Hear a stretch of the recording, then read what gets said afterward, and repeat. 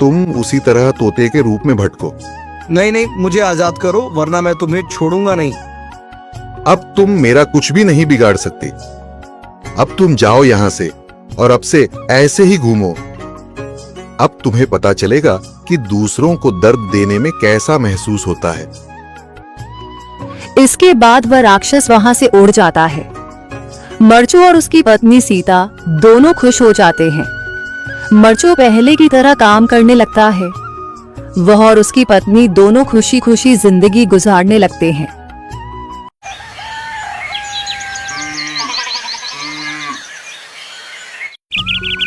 मरचू जंगल से लकड़ियां काटकर बाजार में बेचने गया, लेकिन उसे लकड़ियों के अच्छे दाम नहीं मिले। इस पर मरचू ने कहा, अरे भैया, इतने कम पैसे? इन पैसों में तो 2 वक्त का खाना भी नहीं मिलेगा। आप मुझे बहुत ही कम पैसे देते हैं। मैं इतनी मेहनत से लकड़ियां काट कर आता हूँ, लेकिन उनके पैसे मुझे बहुत कम मिलते हैं। भैया, तुम्हारी लकड़ियां होती ही इतनी कमजोर हैं कि मैं इससे ज्यादा पैसे नहीं दे सकता। तुम्हारी लकड़ियों के बस इतने ही पैसे बनते हैं। अरे भैया, कुछ ज्यादा कर दो ना। वो क्या है ना कि इन पैसों का तो कुछ भी नहीं आता। मैं अपनी जिंदगी कैसे गुजारूंगा? भैया, तुम जाकर अच्छी लकड़ियां लाओ, तभी इन लकड़ियों का अच्छा दाम मिल पाएगा, वरना इन लकड़ियों का तो यही दाम है। ये सुनकर मरचू बहुत ज्यादा परेशान हो गया और पैसे लेकर किराने की दुकान से सामान खरीदकर घर आ गया। घर पहुंचते ही मरचू की पत्नी सीता ने कहा, अरे जी, सामान ले आए आप? हाँ जी, सामान ले आया हूँ। सीता के चेहरे पर खुशी छा जाती है, लेकिन जब उसने सामान देखा, जी, इसमें तो बहुत थोड़ा सामान है। हाँ सीता, मुझे पता है कि यह सामान बहुत थोड़ा है, लेकिन मैं क्या करूं?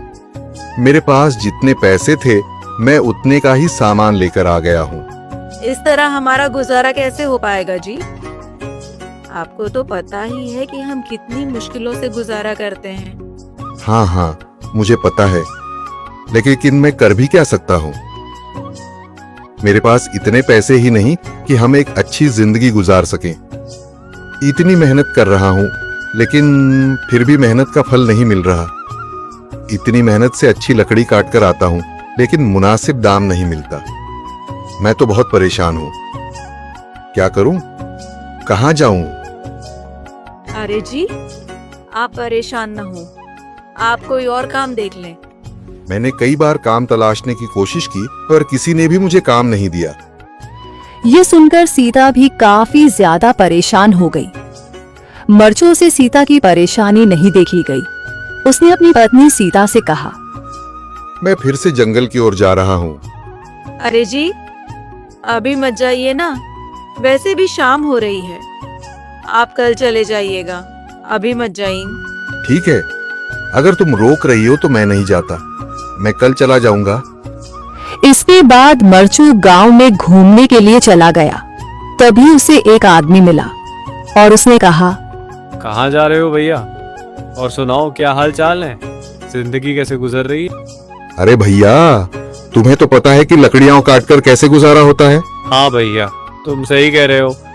और आसपास के जंगलों में अच्छी लकड़ियां भी नहीं है। इसके लिए तो जंगल के अंदर जाना पड़ेगा। पर जंगल के अंदर तो काफी सारे जंगली जानवर होंगे।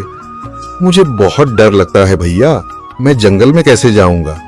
हाँ भैया, जंगली जानवर तो होंगे, लेकिन अच्छी लकड़ियां तो वहीं से ही मिलेंगी। ये सुनकर मरचू बहुत ज्यादा परेशान हो गया, लेकिन वह आदमी बिल्कुल ठीक कह रहा था। जंगल के किनारे की सारी लकड़ियां कट चुकी थीं। अब सिर्फ जंगल के अंदर ही अच्छी लकड़ियां बची थीं। अगली सुबह मरचू